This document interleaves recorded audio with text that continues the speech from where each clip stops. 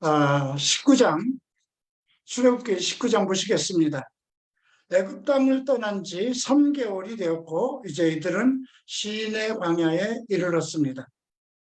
그리고 이들이 이제 이곳에서 하나님께서 특별하게 그들의 사명과 또 하나님과의 관계를 분명히 말씀하시는 그런 내용이 나옵니다. 3절을 보겠습니다. 모세가 하나님 앞에 올라가니 여호와께서 산에서 그를 불러 말씀하시되 너는 이같이 야곱의 집에 말하고 이스라엘 자손들에게 말하라. 내가 애굽 사람에게 어떻게 행하였음가? 내가 어떻게 독수리 날개로 너희를 업어 내게로 인도하였음을 너희가 보았느니라. 세계가 다 내게 속하였나니 너희가 내 말을 잘 듣고 내 언약을 지키면 너희는 모든 민족 중에서 내 소유가 되겠고 너희가 내게 대하여 제사장 나라가 되며 거룩한 백성이 되리라. 너는 이 말을 이스라엘 자손에게 전하라.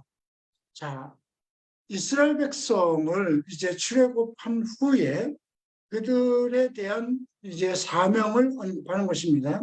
너희가 내 말을 잘 듣고 내 언약을 지키면, 아직 언약은 주지 않았어요. 이제 이후에 20장에서 그들에게 십계명을 비롯한 여러 가지 제사장 국가로서 또 택한 민족으로서 이제 지켜야 할 법들을, 율법을 주십니다. 그래서 내 말을 잘 듣고 내 언약을 지키면 모든 민족 중에서 내 소유, 하나님의 소유가 되겠다는 것이에요. 그리고 제사장 국가가 된다는 그런 약속입니다.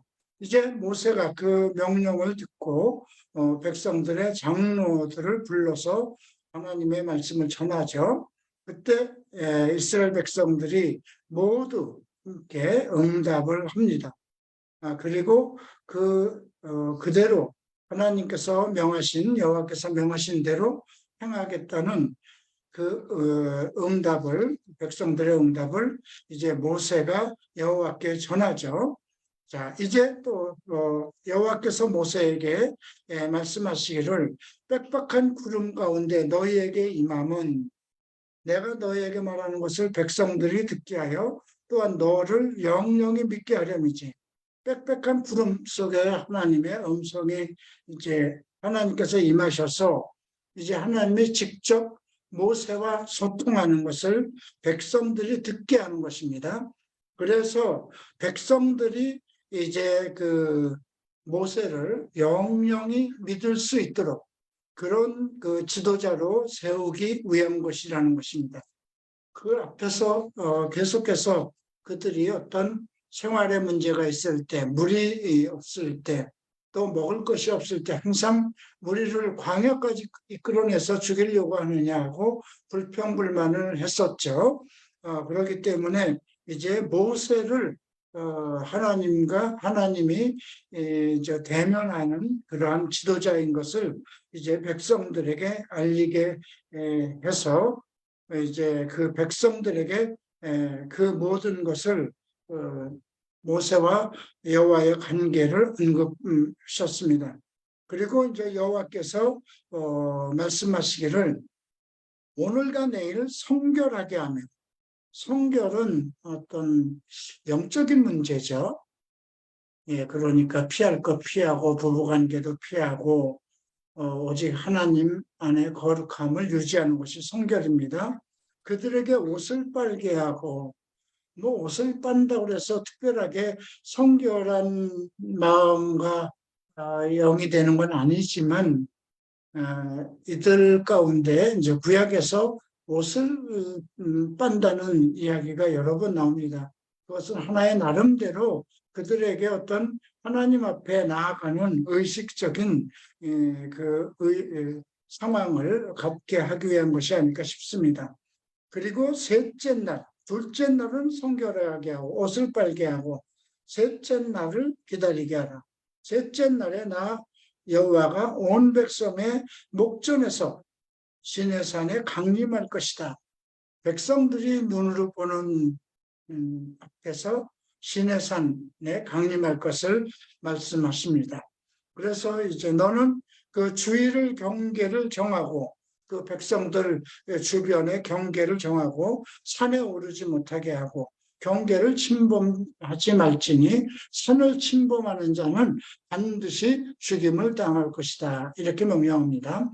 그런 자에게는 손을 대지 말고 돌로 쳐 죽이거니와 화살로 쏘아 죽여야 하리니 짐승이나 사람이나 막론하고 살아남지 못하리라 하고 나팔을 길게 불거든 산 앞에 이를 것이다. 일체 모든 짐승이든 사람이든 이제 산에는 침범하지 못하도록 그렇게 하고 나팔을 불 때 산 앞에 모이게 했습니다. 모세가 이렇게 전했을 때 백성들이 모두 성결하게 하고 그들의 옷을 빨았고요. 다음 셋째 날을 기다리고 여인을 가까이 하지 말라 했습니다. 자, 이제 16절 봅니다. 셋째 날 아침에 우레와 번개와 빽빽한 구름이 산 위에 있고 나팔 소리가 매우 크게 들리니 진중에 있는 백성이 다 떨더라. 자, 나팔 소리가 들리죠. 그러니까 이것은 우리가 계시록에도 여러 나팔 소리가 나오고 이제 세상 끝날에는 이제 큰 나팔 소리와 함께 하나님께서 임하시는 그런 예수 그리스도의 날을 구하는 그런 내용들이 복음서에 나오지만 이제 첫 번째로 이스라엘 백성이 하나님을 만나는 그런 순간입니다. 자, 18절에 보면 시내산의 연기가 자욱하니 여호와께서 불 가운데 거기 강림하심이라. 연기가 옹기가마 연기처럼 떠오르고 온 산이 진동하매 연기가 옹기가마처럼 떠올랐다는 건 실제로 이 불이 정말 실제의 불인지 그런 것을 또 의식하게 되네요. 나팔 소리가 점점 커질 때 모세가 말한즉 하나님이 음성으로 대답하여 하시더라. 여호와께서 시내산 곧 산꼭대기에 강림하시고 모세를 그리로 부르시고 모세가 올라가매 이제 백성들은 산 아래에서 하나님을 보지 못합니다. 음성만 듣습니다. 그리고 모세를 부르셔서 모세가 올라갑니다. 그래서 9일 다른 이 모세는 내가 직접 대면하던 자다. 이렇게 하나님께서 모세에게서 언급하신 말씀이 또 나중에 또 기록된 것을 볼 수 있습니다. 자, 그리고 모세에게 이를 때 내려가서 백성을 경고하라. 백성이 밀고 들어와 나 여호와께로 와서 보려고 하다가 많이 죽을까 하노라. 이제 그 상황에 미리 1차로 경고를 했음에도 불구하고 그 백성들이 하나님을 보려고 또 들어올 수 있기 때문에 내려가서 이제 경고하라고 이릅니다. 여호와께서 가까이 하는 제사장들에게 그 몸을 성결하게 하라. 나 여호와가 그들을 칠까 하라 함이라. 모세가 이렇게 아뢰고 이제 주변 산 경계를 세워 산을 거룩하게 하라 하셨은즉 백성들은 시내산에 오르지 못한 것을 기록되어 있죠. 이제 20장을 봅니다. 모세가 백성에게 내려가서 그들에게 알리니라. 하나님이 이 모든 말씀으로 말씀하시되 이르시되 나는 너를 애굽 땅 종되었던 집으로 인도하여 낸 내 하나님 여호와니라. 너는 나 외에는 다른 신들을 내게 두지 말라. 나 외에는 다른 신들을 두지 말라고 하는 첫 번째가 이제 우리가 이게 10계명이지만 여기서 제일 먼저 명령하는 계명이 다른 신을 내게 두지 말고 너를 위하여 새긴 우상을 만들지 말고 또 위로 하늘에 있는 것이나 아래로 땅에 있는 것이나 땅 아래 물속에 있는 것에 어떤 형상도 만들지 말며 그것에 절하지 말며 그것들을 섬기지 말라. 나는 내 하나님 여호와는 질투하는 하나님인즉 이를 미워하는 자는 죄를 갚되 아버지로부터 아들에게 3, 4대까지 이르게 하거니와 나를 사랑하고 내 계명을 지키는 자에게는 1000대까지 은혜를 베푼다. 자, 3, 4대라고 그래서 뭐 한 세대가 80년, 뭐 길게 100년을 산다 하더라도 3, 4대면 300년을 가는 거죠. 근데 그 정도로 이제 하나님과의 관계를 떠나서 우상을 섬기면 우상을 다른 신을 두고 우상을 만들고 또 우상에게 절하고 섬긴다면 하나님은 그 죄를 3, 4대까지 이르도록 갚으신다는 말씀이었습니다. 근데 이것은 하나님과의 우상을 섬기는 문제입니다. 그러나 나를 사랑하고 내 계명을 지키는 자들에겐 1000대까지, 1000대라는 것은 그냥 상징적으로 봐야 되겠죠. 영원히 영영이 은혜를 베푸신다는 것입니다. 이제 7절 봅니다. 너는 내 하나님 여호와의 이름을 망령되게 부르지 말라. 첫 번째는 하나님과의 관계에서 우상을 섬기지 말고 만들지 말고 절하지도 말고 섬기지 말라는 명령입니다. 두 번째는 여호와의 이름을 망령되게라는 것은 거짓되게, 헛되게, 무가치하게 부르지 말라. 여호와는 그 이름을 망령되게 부르는 자를 죄 없다 하지 아니하리라. 자, 오늘날 우리가 술을 마시면서도 만약에 회식 자리에서 하나님을 논하고 또 이단들과 어울려가면서 하나님을 언급하고 논하고 한다면 이것도 망령된 것이죠. 하나님, 우리가 자기 아버지라 할지라도 자기 스승이라 할지라도 그 이름을 헛되게 허망되게 부르지는 않아요. 그죠? 그런데 감히 하나님의 이름을 헛되게 거짓되게 함부로 부른다면 죄 없다 하지 않겠다 이 말씀입니다. 그 다음 안식일을 얘기합니다. 안식일은 그 당시 토요일이었습니다. 기억하여 거룩하게 지키라고 합니다. 네. 엿새 동안은 힘써 내 모든 일을 행할 것이나 일곱째 날은 내 하나님 여호와의 안식일인즉 너나 내 아들이나 내 딸이나 내 남종이나 내 여종이나 내 가축이나 내 문 안에 있는 백이라도 아무 일 하지 말라. 엿새 동안 나의 그 이유가 뭐냐면 엿새 동안에 나 여호와가 하늘과 땅과 바다와 그 가운데 모든 것을 만들고 일곱째 날에 쉬었기 때문이다. 창세기 2장 2절 3절에 나오는 것이죠. 그러므로 나 여호와가 안식일을 복되게 하여 그 날을 거룩하게 하였다. 이제 창조 이야기를 언급한 것입니다. 자, 여기까지는 하나님과의 관계입니다. 자, 그래서 우리가 십계명 속에서 앞에 나오는 사계명은 하나님과의 관계, 그래서 경건 관계라고 합니다. 그리고 이제 12절부터 이제 5계명이 나오죠. 그래서 이 5계명부터 10계명까지 이것은 사람과의 관계예요. 그래서 의의 관계죠. 그래서 12절 보면 내 부모를 공경하라. 그래 우리가 에베소서 6장을 보면 내 부모를 공경하라. 이는 약속 있는 첫 계명이라고 그러죠. 사람들과의 관계에서 첫 번째 계명이라는 거예요. 내 하나님 여호와가 내게 준 땅에서 내 생명의 길이라. 그죠? 우리가 부모를 공경하는 것만으로 이 땅에서 잘 되고 또 장수할 수 있는 거라면 마땅히 해야 되는 거죠. 그렇죠?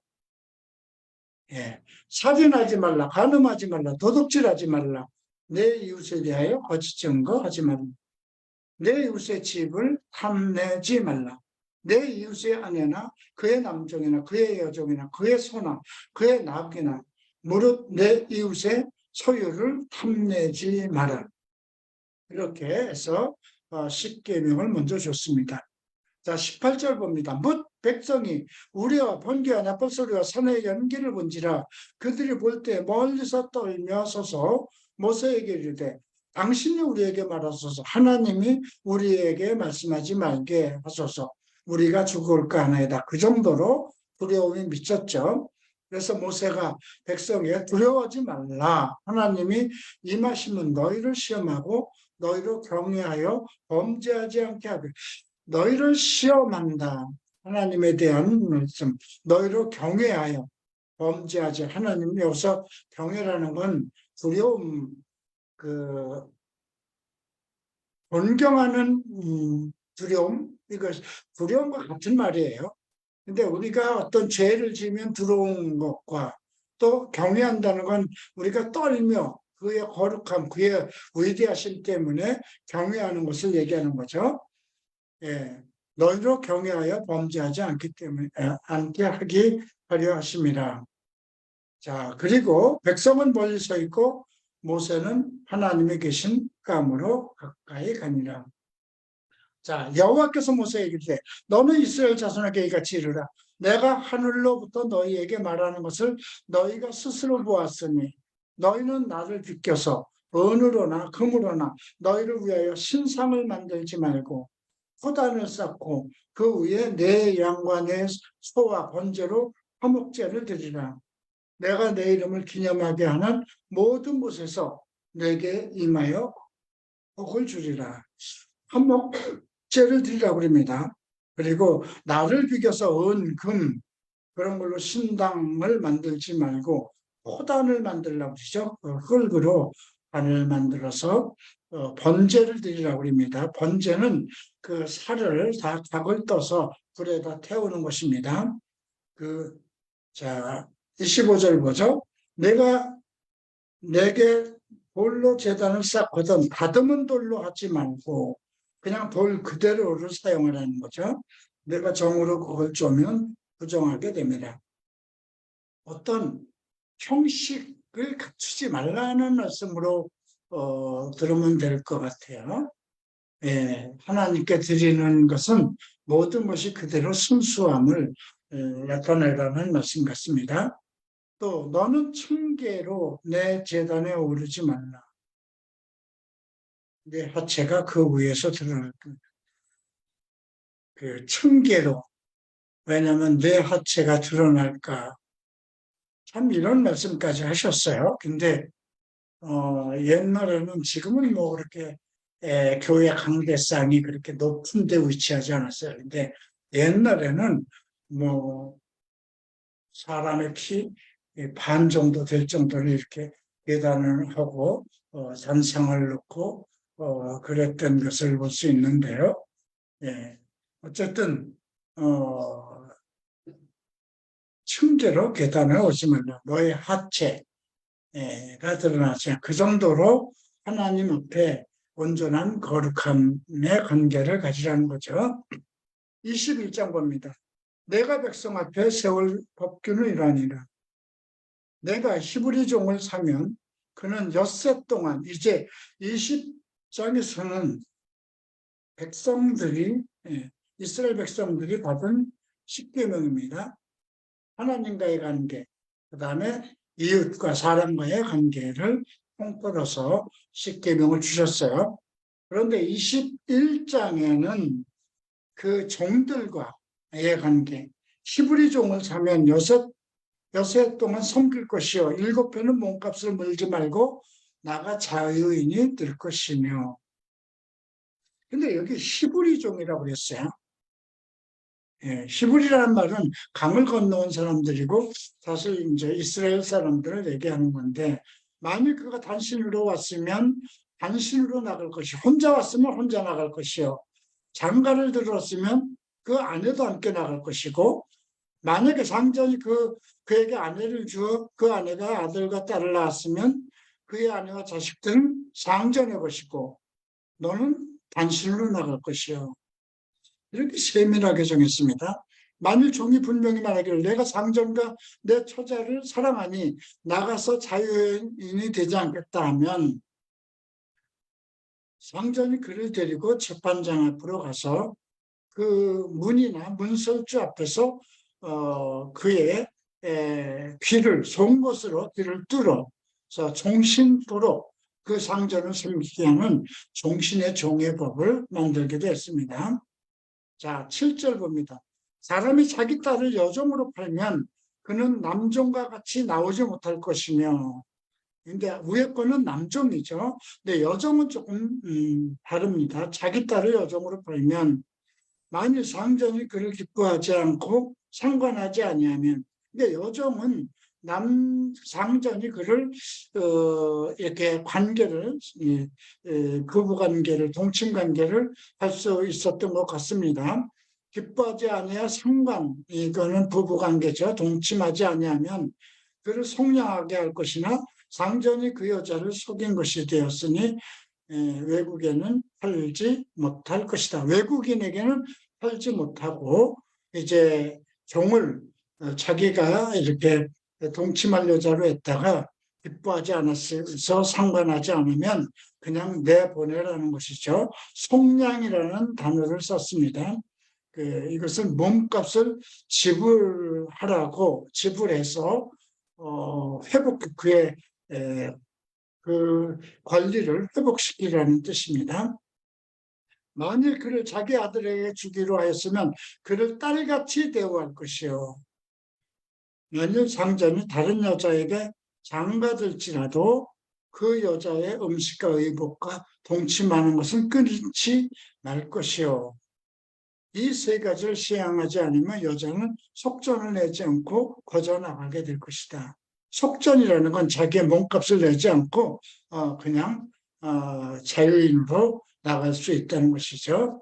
자, 그래서 남종과 여종에 대한 관계법을 만들었습니다.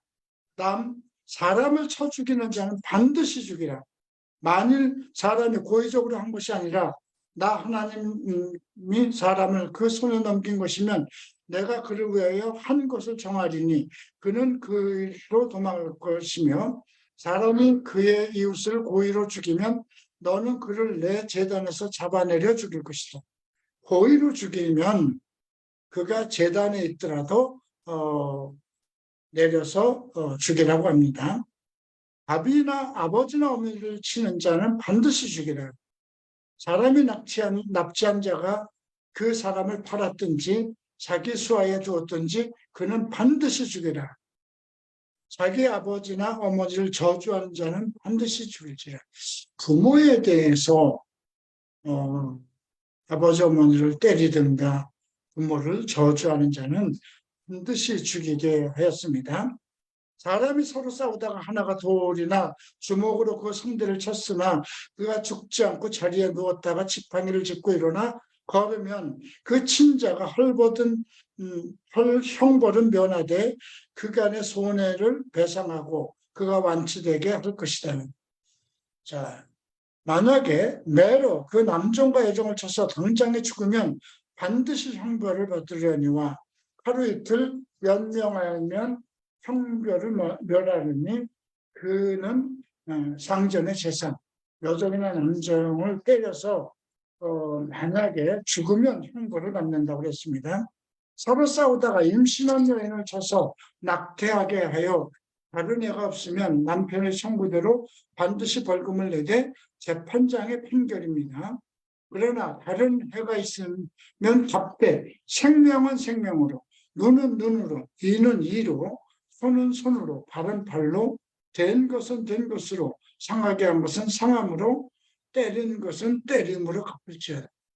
참 이렇게 사람들 인생살이에서 있을 모든 그 관계성의 그 법을 이렇게 상세하게 하나님이 주셨다는 것도 좀 특별하죠. 사람이 그 남종의 한눈이나 여종의 한눈을 쳐서 상하게 하면 눈에 대한 보상으로 그를 놓아줄 것이요. 이를 쳐서 빠뜨리면 그 이에 대한 보상으로 그를 놓아줄 것이요.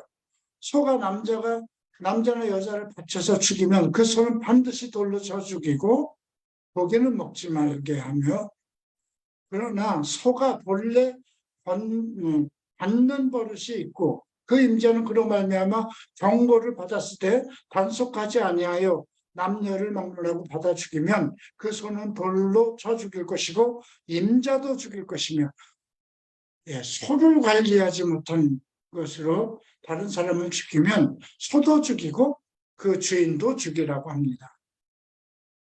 만일 그에게 속죄금을 부과하면 무릇 그 명령한 것을 생명의 대가로 낼 것이요.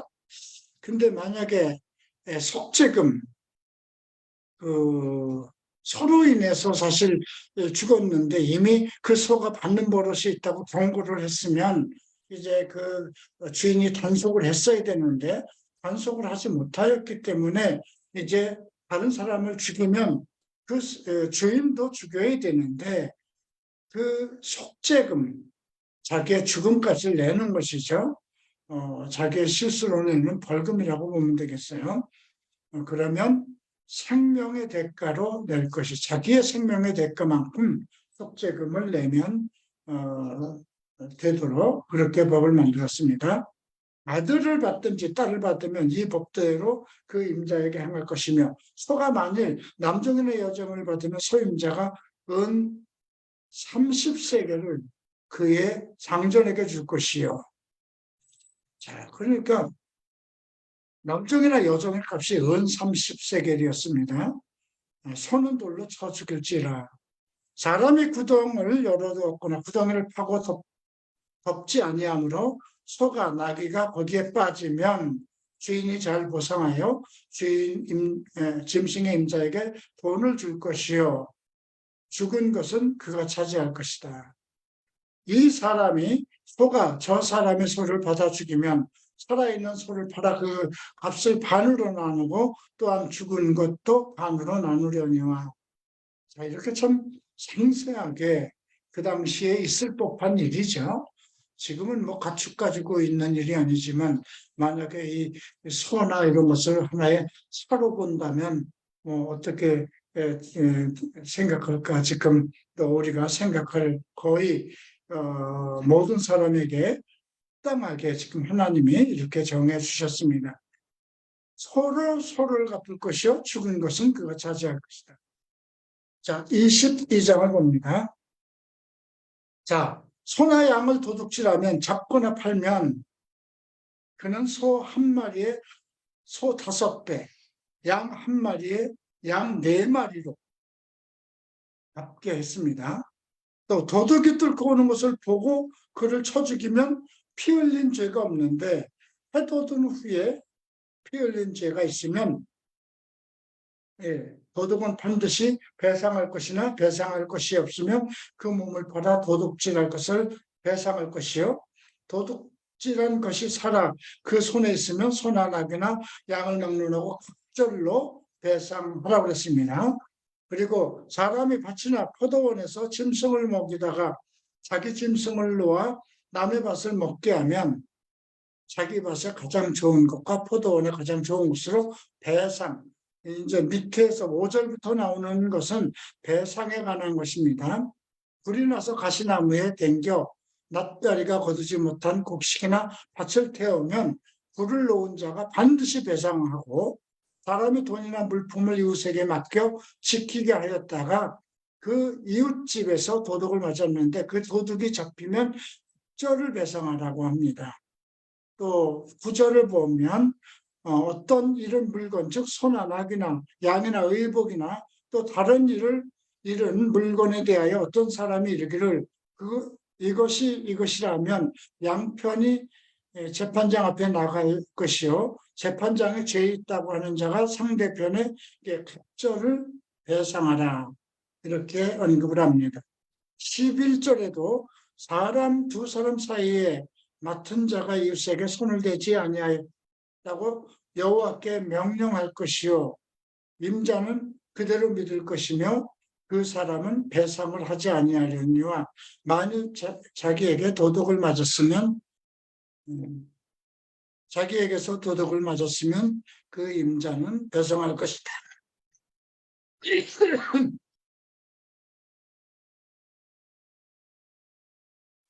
이렇게 22장 1절부터 그 14절,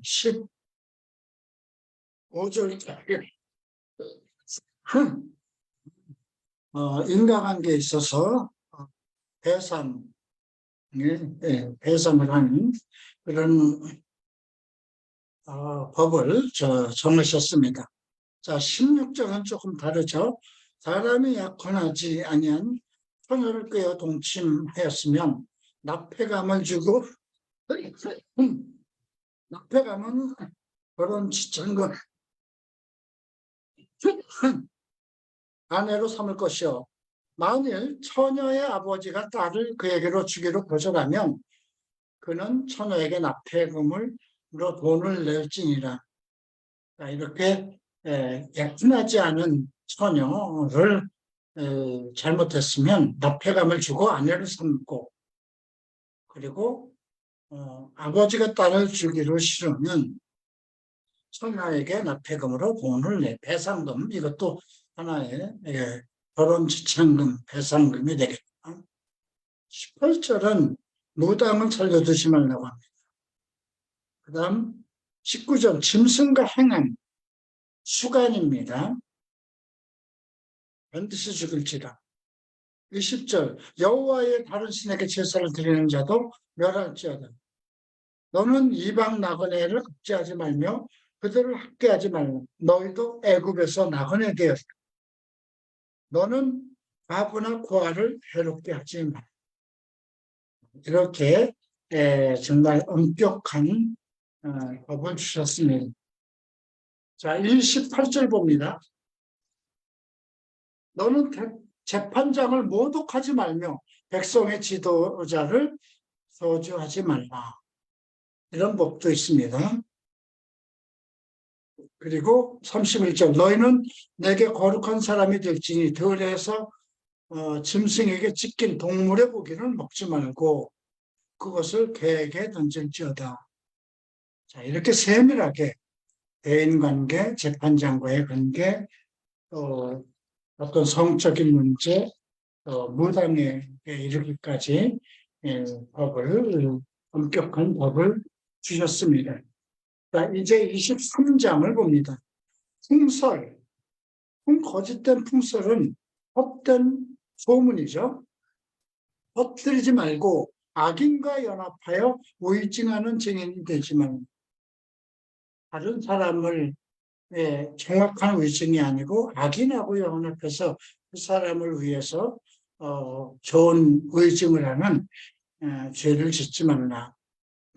다수를 따라 악을 행하지 말고 종사에 다수를 따라 부당한 증언을 하지 말고 다수를 따르지 말라는 거죠. 어떤 여론에 이끌리지 말라는 겁니다.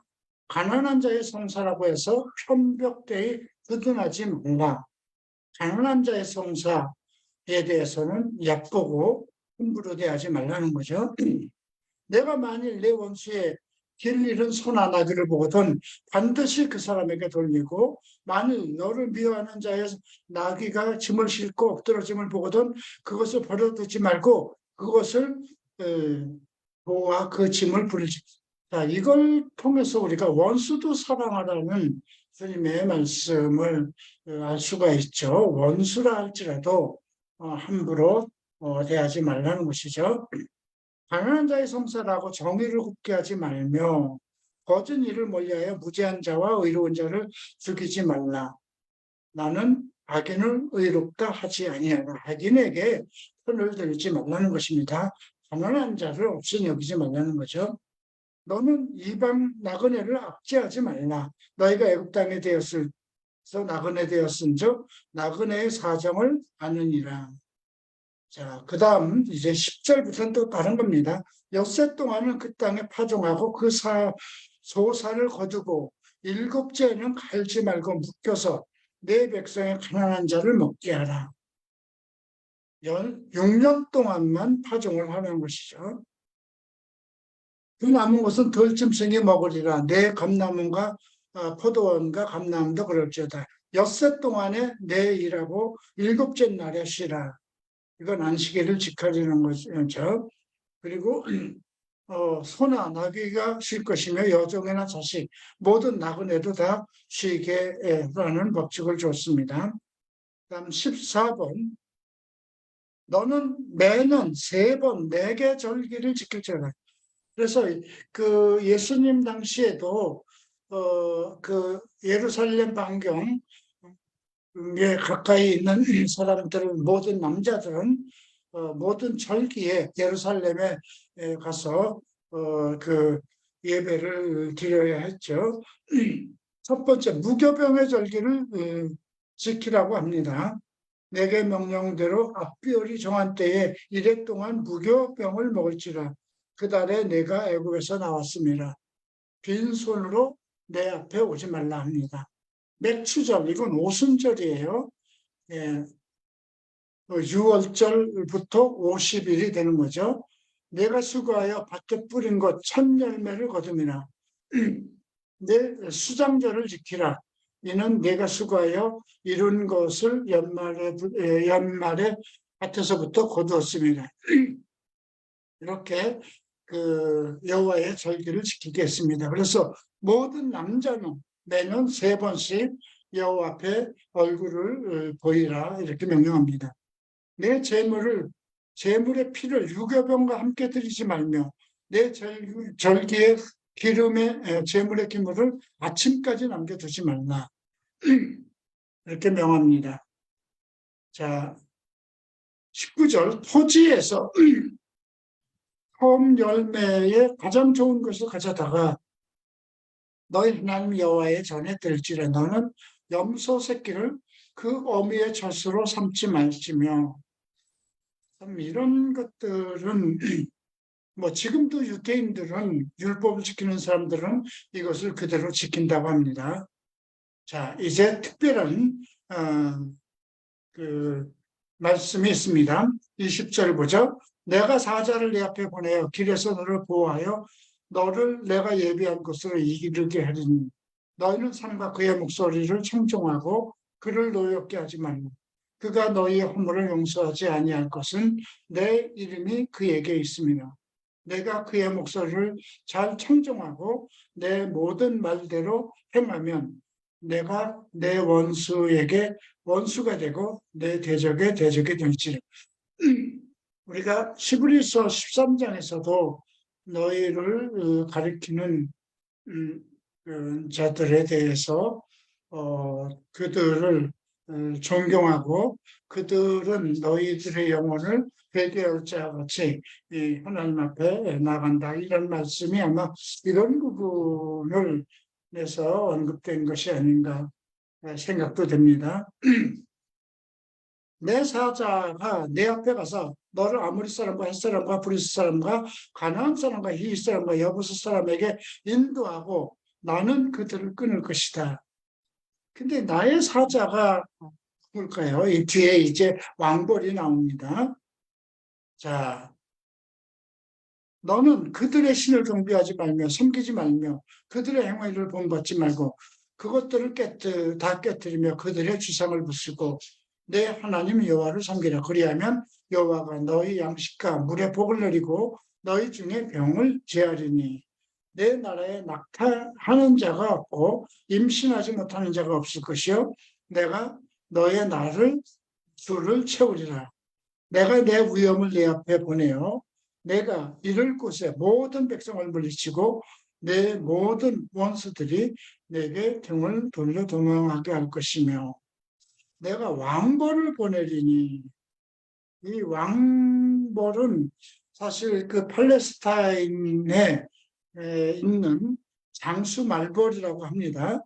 근데 그건 아니죠. 일단 그 가나안 땅에 있는 그 팔레스타인 사람들이 그 왕벌을 무서워하고 싫어했던 것이기 때문에 이렇게 지칭을 했어도 여기서 왕벌은 앞에서 20절에서 얘기한 사자라고, 하나님의 사자라고 생각하면 되겠어요. 내가 왕벌을 내 앞에 보내리니 그 벌이 휘족과 가나안 족속과 헷 족속을 내 앞에서 쫓아내리라. 근데 이것은 너희의 힘으로 그들을 쫓아내는 것이 아니라는 것이죠.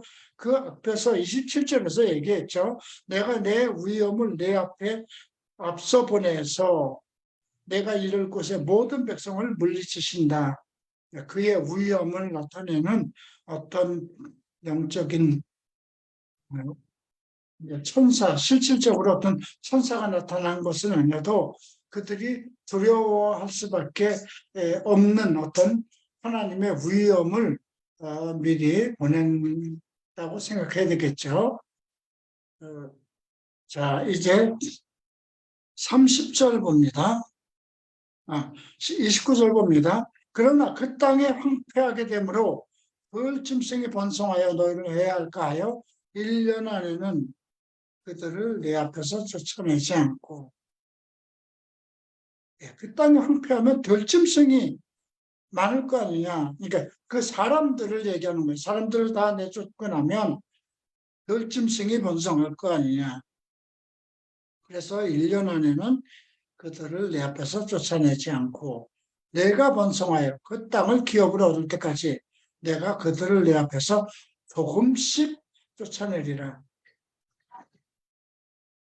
자, 이렇게 해서 이제 가나안 땅에 들어갈 때 하나님의 위엄이 나타날 것, 이런 것들을 이제 미리 언급했습니다. 우리가 나중에 이제 여호수아 때 이제 기생 라합이 나옵니다.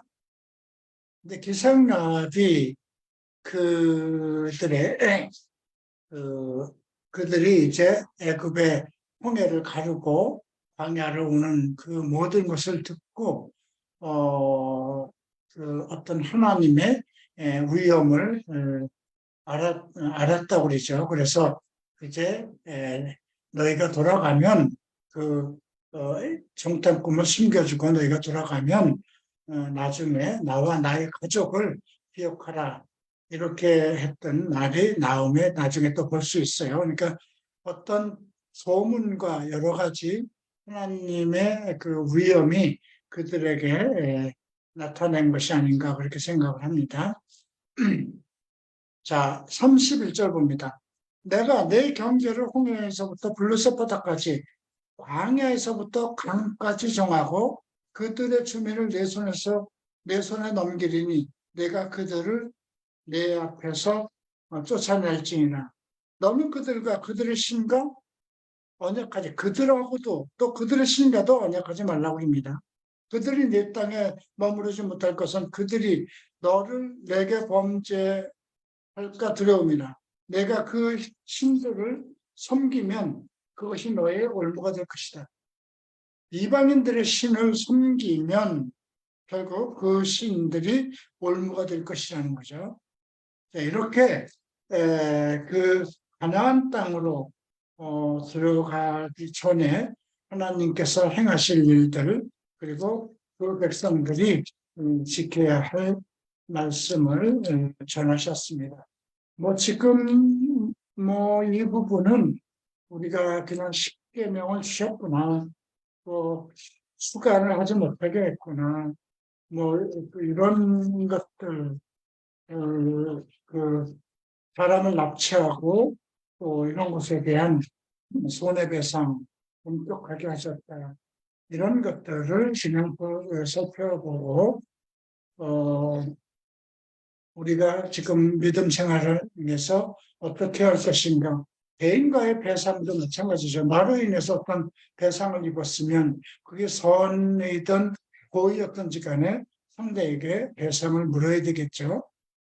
바울도 교회 안에서도 마찬가지예요. 교회 안에서도 어떤 분쟁이 있을 때 고린도 사람들이 서로 고소고발을 했었던 것 같습니다. 그래서 바울은 너희 중에 그런 것을 판단할 사람이 없어서 소송을 거느냐 이렇게 책망까지 한 일이 있었죠. 이런 것들은 일단 구약에 있었던 이스라엘 백성들을 잘 살고 또 이제 새로운 국가를 이루어야 되는 거잖아요. 그 가나안 땅에 들어가서 이제 노예로 정말 400년 동안 살았는데 광야 생활 끝나고 이제 가나안 땅을 정복하고 그들이 살아가는 데 있어서 어떻게 그 이제 자립하고 살 것인가. 전에는 애굽 백성의 노예였기 때문에 애굽법에 종속되어 있었어요. 근데 이제 하나님의 백성이지만 이제 그 백성들이 늘어나고 또 이방인들과의 어떤 관계도 갖게 되고 그렇기 때문에 그들 가운데 생활 속에서 일어나는 일들이 많이 일어날 수밖에 없죠. 그래서 그들이 자립하고 좀 하나님의 백성으로 평안히 살아갈 수 있도록 기본적인 그 법을 주셨다 생각하면 되겠습니다. 자, 오늘은 여기까지 마치겠습니다. 이제 24장부터는 또 조금 제사의 그 제단에 관한 것들이에요. 좀 골치 아픈 내용들이 많이 나옵니다. 24장부터는 좀 중요한 부분만 살펴서 보도록 하겠습니다. 자, 기도하고 마치겠습니다. 존귀하신 주님 감사합니다. 이 시간에 우리가 하나님의 말씀 출애굽기 애굽에서 종살이하고 이제 하나님의 능력 가운데 모세를 따라온 백성들에게 주시는 율법을 살펴봤습니다. 지금 우리가 이 율법으로 살아가지는 않지만 예수 그리스도께서 우리에게 주신 법이 있습니다. 그 성경에 기록되어 있던 모든 말씀을 듣고 지금도 우리가 하나님의 말씀을 듣고 순종하면 하나님께서 우리를 영영히 사랑하시고 하나님의 뜻 가운데로 인도하시는 것을 믿게 하시고 우리가 이러한 율법이 아니더라도 자유케 하는 율법 속에서 오직 하나님의 뜻대로 살아가는 성도들이 되게 하소서. 감사하며 예수 그리스도 이름으로 기도합니다. 아멘. 마치겠습니다.